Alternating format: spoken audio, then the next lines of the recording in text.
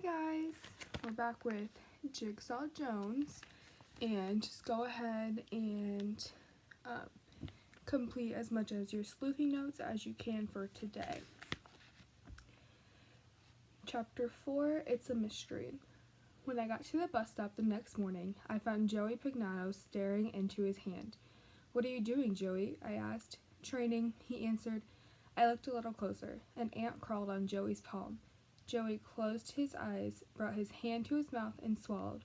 The poor ant never knew what hit him. One minute he was crawling around searching for a crumb. The next minute the little guy was trapped in Joey Pignato's belly. What a way to go. Joey licked his lips and shrugged. "Not so bad." "Sure," I said. "Better than raisinets, but a tiny ant is not exactly a squishy worm." "I know," Joey said earnestly. "I'm working my way up the animal kingdom." Yeesh. Mila skipped out of her house. The minute she saw Joey, Mila started singing, "Nobody likes me, everybody hates me, guess I'll go eat worms. First you peel the skin off, then you chew the guts up, ooey gooey worms." When the bus pulled away, I watched as Mila's house got smaller and smaller until it was the size of a bug. "Did you decide yet what you're going to be for Halloween?" Mila asked me. I shrugged.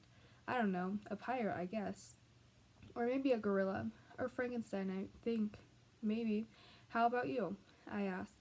Mila smiled. "Here's a hint. I want to suck your blood." We both laughed. Mila was going to be a vampire. My stepmom, Alice, is sewing me this really cool black cape, and I already have a set of plastic fangs. Then I told her what my brothers had told me about the mummy, and how he just walks through town on Halloween and causes all sorts of trouble. Ralphie Jordan, who was sitting in front of us, turned around. "It's true," he said. "Barney Fodstock even saw the mummy with his own eyes." "How do you know?" I asked. "Everyone knows about the mummy," Ralphie said. "It knocked down Earl Bartholomew last year." Earl Bartholomew was an 8th grader who lived across the street from Ralphie. "Are you sure?" Ralphie's eyes lit up, bright and large. It was Halloween night. Earl was in a hurry, so he cut through Green Lawn Cemetery. Suddenly, he felt someone push him in the back. Earl fell and chipped a tooth, but when he turned around, no one was there. "Maybe he tripped," I said.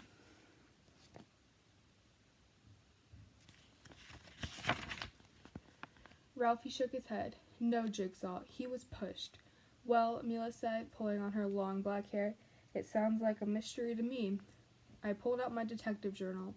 I turned to a new page with an orange marker. I wrote, "The Case of the Mummy Mystery. This looks like a job for Jigsaw Jones, Private Eye." Chapter 5, Halloween Fever. Halloween was nearly here.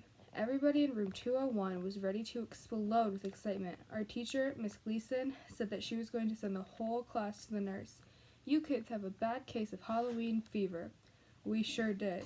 We were really looking forward to the Halloween parade, and all the parents were going to come, even Graham's.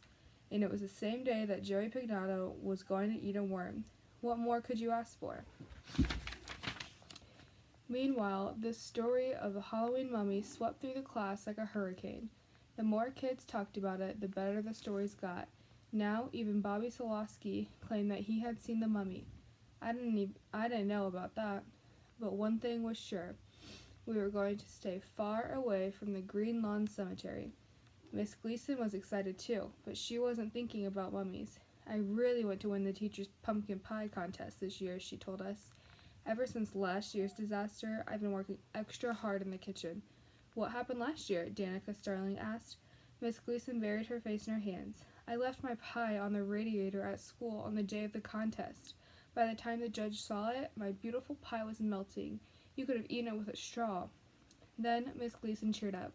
"But this is my year," she said. "I'm going to make the most beautiful, most delicious pumpkin pie this school has ever seen, and I'm not going to leave it on the radiator." "I don't like pumpkin pie," complained Athena Lorenzo. She squinched up her face. "It tastes too pumpkin-y."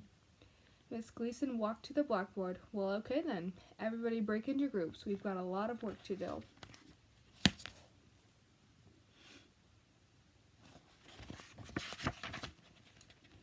Miss Gleason was the best teacher in the school. She made learning fun. This week's theme was Halloween. All week long, every activity had something to do with Halloween, so we didn't even mind learning. On Monday, Miss Gleason draped a white sheet over the big stuffed chair for story hour. She drew 2 black eyes on the sheet. We all took turns sitting in a ghost slot for story hour. Even better, we read spooky stories every day.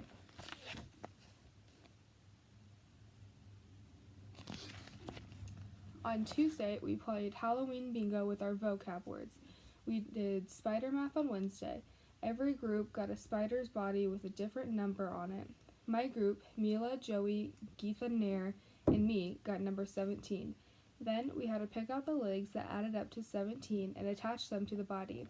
I attached 9 and 8 and 11 and 6. Joey Pignato tried to attach 1 and 7, but Mila wouldn't let him. In art, we made really cool Batmobiles.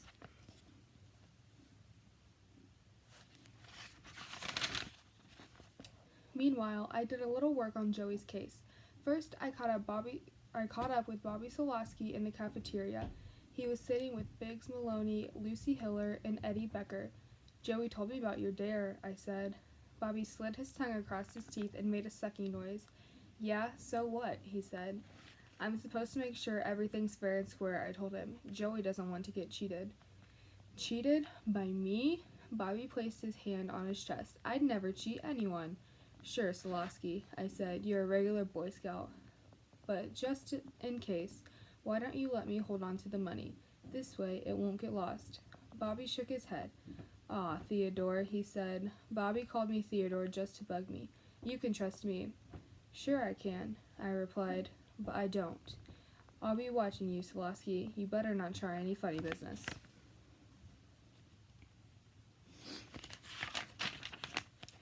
Chapter 6, Eddie's Big Idea. Eddie Becker pulled me aside after lunch. "Hey, Jigsaw," he said, "is Joey really going to eat a worm for $1? I shrugged. "You know Joey. What do you think?" Eddie smiled. "I think he's crazy enough to do it." I nodded. Joey was definitely crazy enough to do it. "But you're going about this the wrong way," Eddie said. "He could make a lot more than $1 if you let me help." "How?" I asked. "Sell tickets. I bet you a lot of kids would pay $1 to watch him do it." I thought it over. "Well, it's not something you see every day." Eddie offered to be in charge of selling tickets, "but I won't pay for my work." He said, "I get half, Joey gets half." It was a deal. We shook hands right there. Now, Joey would be able to pay me the $1 he owed me.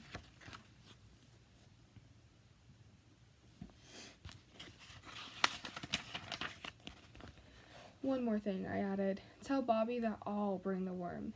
Back in room 201, I found a note inside my desk. It was in code. "Blue the witch, candy purple money, and purple mummy, and tall man green is like door monster red going brown to trick treat orange get black you." I knew the note was from Mila. She liked to test my brain power. This one was called a color code. The only words that really mattered were the ones that came right after the color words, so I circled all the color words. Then I underlined the words that were next in line.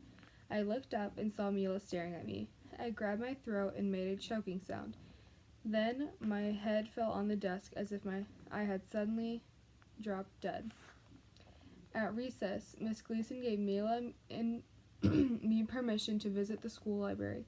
We wanted to learn more about mummies. We found a good book called Mummies, Mummies, and More Mummies.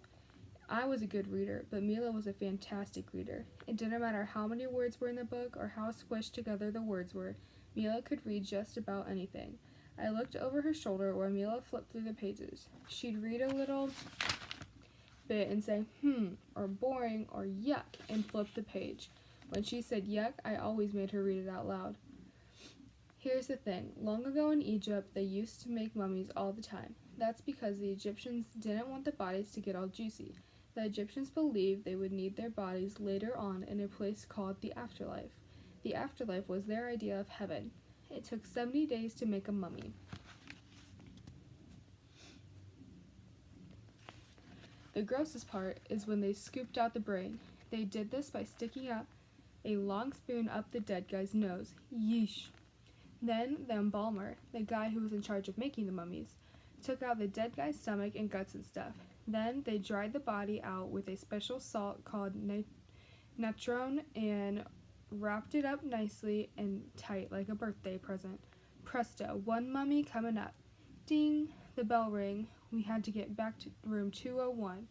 Oh well, at least now I understood why mummies were so grumpy. They've all got headaches. Okay, so we're going to stop there today, and your goal is to continue writing on your sleuthing notes, and then using this book for whatever your reading teacher is assigning you as well. Okay, thanks for listening. Have a good day.